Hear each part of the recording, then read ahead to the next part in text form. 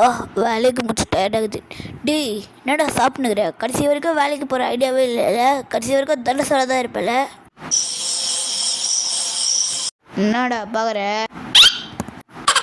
அதை கொஞ்சம் போட்டு பேசலாம்ல. தண்ட சரிப்பா.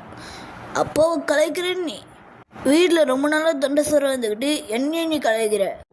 தண்டசோரை முதல்ல வீட்டை விட்டு வெளில போட. உன் மூஞ்ச பார்த்துல எனக்கு இந்த சோறே வேணாம். இந்தாங்க நான் சாப்பிடவே போதில்லை. சரியா பார்க்குறான் பாரு. அடப்பாவி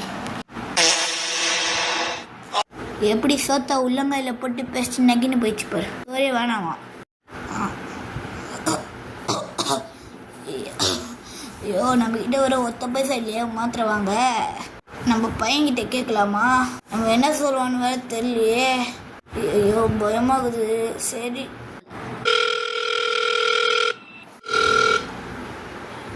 ஹலோ தம்பி, எனக்கு ஒரு மாத்திரை என்கிட்ட சுத்தமாக காசு இல்லைடா.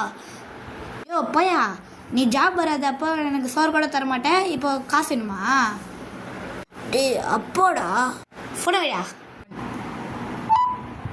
என்னடா ஃபோன் கட் பண்ணிட்டான்? கனவா?